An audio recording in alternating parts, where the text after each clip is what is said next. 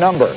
Tom Brady is 2-3 in his career against Steve Spagnuolo defenses, his worst record against any defensive coordinator that he's faced at least 3 times. In those 5 games, Brady produced 9 touchdowns, took 13 sacks. His QBR is 12% lower than his career average. And of course, remember, one of them very famously was in a Super Bowl when Spagnuolo was the defensive coordinator with the Giants. So the question is, why is Spag so successful against Brady? Dan Orlowski, you have tape. Show us. Yeah, Greeny, I think Steve Spagnuolo is going to go after everybody but Tom Brady. We often equate pressure with the defense and just the quarterback. But Spags is going to ask himself, okay, can I confuse Tom Brady? The answer is going to be no, not over 4 quarters. But then you go, can I confuse the offensive line and force them to communicate? Can I confuse the receivers? Who's the hot guy? What's the route? And can I go after the tailbacks? And if you go back to week 12, that's what Steve Spagnuolo did, was attack those tailbacks. It's a 7-man protection. The 6 offensive linemen have those 6 highlighted on the defense. Leonard Fournette, you got the 7th guy. Has to be somebody in the secondary. Your eyes should be going right at that nickel back that's blitzing, but inside, they're inside. Your rules are completely wrong. That forces pressure on the quarterback and a wasted throw. Another opportunity, 3rd and 15, where Leonard Fournette, you have anybody off the right side. Great. Now your rules are going to be right. Your eyes are going to be exactly where they need to be. Go get one of those guys. Don't olay them. Don't just duck your head and allow those free runners at the quarterback. Now, the end result's going to be great because Brady's going to make an incredible throw and Godwin's going to make an incredible catch. Steve Spagnuolo's going, nuh-uh, we're going to continue to bring it. Now, Fournette, get off the field. Give me Ronald Jones.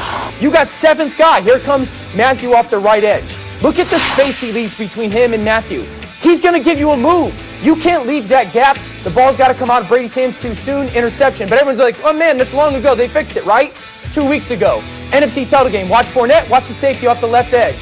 Unblocked, heaved interception by Tom Brady. So I think Steve Spagnuolo is going to sit there and go, you know what? Those tailbacks haven't proven to me that they can pick up our pressures. And I don't have to confuse Tom. I have to confuse the backs. I have to go attack those guys and make sure that they can show me that they know who to block and then they can. And I think it's a huge key in this game for Kansas City's defense. That's really good. Dominique, what do you see?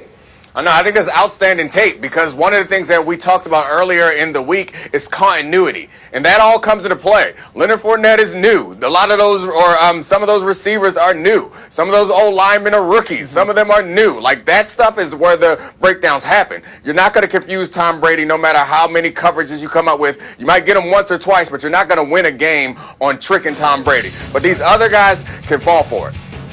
That's fascinating. Lewis, quick final thought.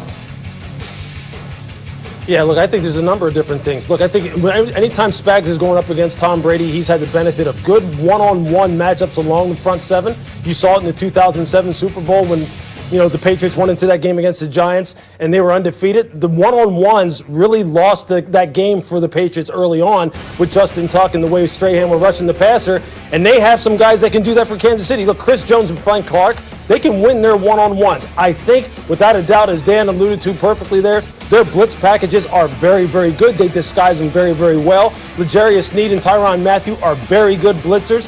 And then their post-snap disguise, their pre- and post-snap disguise, as much as Tom has the answers to most tests, look, every quarterback, once you start hitting him and you also disguise it very well in the back end post-snap, it will get them rattled. And Spags seems to be able to tie all that stuff together every time they play this guy, and it really does wind up benefiting them. I would expect it to be no different on Sunday. That's what makes this matchup so intriguing. They beat him up in that game, if you remember it. Okay, outstanding. Let me take a break on that. Welcome you back to our studios. Greeny here with Get Up on ESPN with you commercial-free for the next almost 12 minutes here on ESPN. And that's when First Take will take over the top of the hour.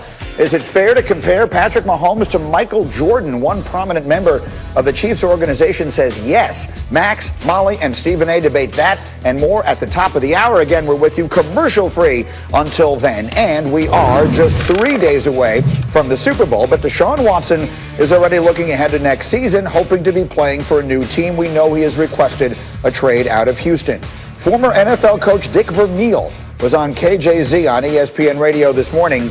Here's what he said. I'm a little disappointed, to be honest with you, because, the image that he has presented coming out of college and through the draft and through his career so far in Houston has been so positive. And I don't think this approach really reflects what he has presented over the past few years. So I'm disappointed, and I just don't think we can, anybody, whether it be that football team or the other 31 teams, start allowing players to step in and make decisions, who runs them, who coaches them, and all these kinds of things. But to get to the point where you're sort of demanding you want to say, I think is beyond the NFL player's contract. That was Dick Vermeil, who, of course, is a legendary coach, won a Super Bowl. I see the expressions. I see Graziano shaking his head. Dominique, what's your reaction? I mean, I think that what Dick Vermeil said and what Brett Favre said, like, it reeks of someone who has never been failed by an institution. Like, this idea of these organizations over people, to me, is kind of ridiculous to me, because Deshaun Watson has done nothing wrong. You can think about all of his career in Houston. He's been damn near perfect. And we have a laundry list of ways that the Texans have failed him. And I don't understand why, if Deshaun Watson would have been a terrible quarterback, they would have cut him, we called him a bust, we'd have laughed about it, and then we wouldn't have talked about it anymore. But somehow, in a situation where the Texans have continuously failed Deshaun Watson, somehow it's considered disappointing that he demands to want more. And the idea that we want our athletes to play for the love of the game and to care about winning, and the idea that paying them enough money should make them okay with losing, okay with being failed, okay with having a front office undercut their efforts, like that, to me, is absurd and unbelievable. Like, I believe in Deshaun Watson and the things that he's done way more than I believe in the Texans, and I believe he deserves an opportunity, frankly, no matter how much they are paying him, to go elsewhere. Like, if you owned a dog and you somehow treated that dog badly, you would be like, but I feed you, so maybe you should come back. I am not in favor of raising any generation or supporting anyone who condones people coming back to be mistreated just because they're getting paid well. So that, to me, is a problem. To be clear, because you referenced what Brett Favre said, when we got the Dick Vermeil sound, we decided to play that because it's newer. But what Favre had said is, you get paid a ton of money to do a certain job, just do it and let the chips fall where they may. He actually said, I think we make too much money to voice an opinion. So that was what Brett Favre said. Louis Riddick, what is your reaction? Look, I think all this stuff where people are now kind of sitting here judging Deshaun Watson based off of the fact that he has expressed that he wants a trade somewhere else, he wants to play somewhere else, based on the fact that he feels as though he was either lied to or people didn't live up to their word as far as how they were going to communicate with him. It's just absolutely asinine and absurd that people are saying, well, I'm disappointed in Deshaun. Well, you don't know necessarily what it was that were the conversations between him and the principal decision makers and what they had agreed upon as far as their level of communication and how much they were going to collaborate as far as what the direction of the franchise was going forward. And based on the people who I've spoken to, look, there was supposed to be some significant collaboration or at least some significant communication about how we were going to right the ship going forward, because let's understand something. He is the franchise quarterback.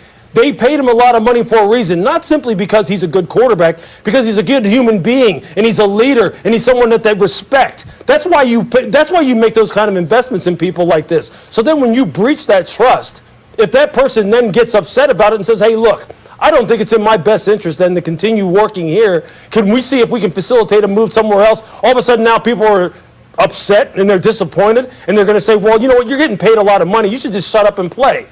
That's just ridiculous, and it is insulting, and it's insulting to someone of Deshaun Watson's character, especially if you're not taking it all into, rather keeping it all in the proper context as to why he arrived at this level of disappointment in the first place. But that's because you don't want to see it that way. You want to see it from one perspective, and for whatever your reasons are that you want to see it from that singular perspective, only you know. But get off this young man's back. I think he has a very legitimate gripe as to why he wants to take his talents elsewhere. And if they wind up going ahead and moving himself elsewhere, fine. If they don't, then he'll have to live with it. But to attack Deshaun Watson's character in any way, shape, or form, I think is just absolutely absurd. Dan Graziano, what did you think?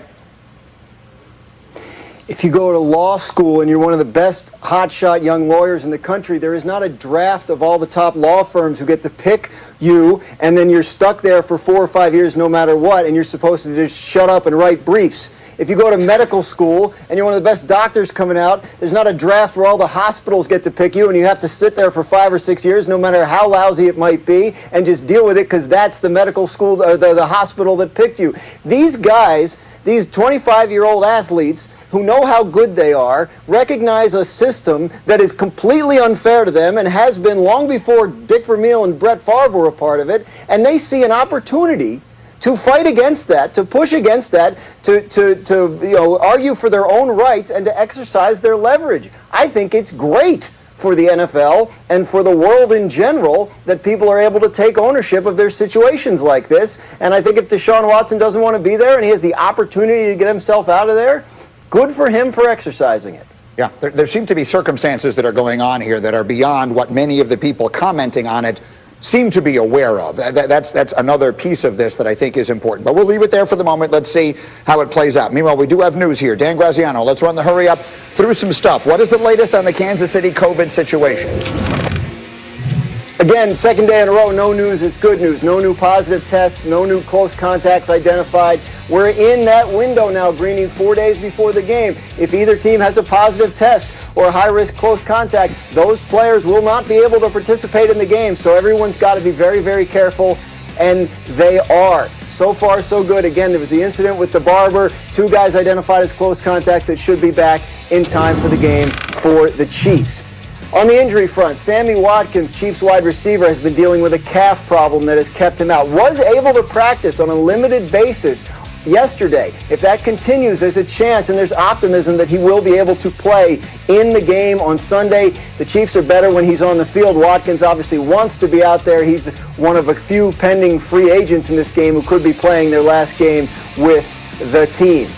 On the injury front for Tampa Bay, a couple of their safeties, Jordan Whitehead and Antoine Winfield, are able to practice on a limited basis yesterday, as well as Antonio Brown, wide receiver. Chance that all 3 play in the game Sunday. Again, we'll see as the practice week goes along what they're able to do. Jason Pierre-Paul held out of practice yesterday, but that's not unusual. They've been kind of limiting his work because of a knee issue over the last couple of months. Unless he misses another practice, there's no reason to think there's any issue there in terms of him being available for the Super Bowl. Okay, so the good news is it feels like both these teams are very healthy going into this game. Let's hope it stays that way. One more thing. I want you to hear this. Speaking of the Bucs, one who is definitely playing in this game is Levante David, their star linebacker, and he shared a fascinating story about Tom Brady's competitiveness. Give this a listen. When I realized that it was real, when I realized that, like, all the other stuff don't really matter unless it's a Super Bowl, it's like after we won the NFC Championship, I guess somebody was crying, and I guess, like, I heard him. It's like, what the f*** you crying for? We not done yet. I had a little 2 tears too, so I wiped my. Oh, you a little teary-eyed also. Yeah. He said he wiped his quick. Man, I'm tripping, man. We still got work to do. All right, I'm just trying to put myself in that position, Dominique Foxworth. I've just won the NFC Championship game. I'm crying tears of joy, and Tom Brady comes over and yells at me because the job is not done. What do you think? I mean, Tom Brady is different. I think a lot of football players, a lot of athletes, like, put on this face and want you to believe that they don't care about anything else other than winning until the final job is done, and they will not celebrate until the end. But to be honest, you win a playoff game, you get happy. You want to celebrate. Unless you're a crazy person like Tom Brady and you're mad because people are smiling after they won the biggest game that they ever played in. But that's why Tom Brady is Tom Brady and has 6 Super Bowls and been there 10 times. He's that guy, and he brings it out of everyone on the team, I guess. But hopefully they can find some happiness away from football, because it feels like if winning a championship game doesn't make you happy and you're mad at other people for smiling and crying tears of joy, then you got some real soul searching to do after this game is over. In fairness, Brady does have more games of Super Bowl experience all by himself than the rest of the Buccaneers roster combined. Lewis, what do you think? Hey, I think Levante's comments are perfect, man. I'm cracking up. He's like, yeah, man, I'm tripping. We got other work to do. I thought that was just the perfect response. He didn't want Brady to see him cry. He was like, yeah, man, why is he crying? He's tripping. I could just picture that.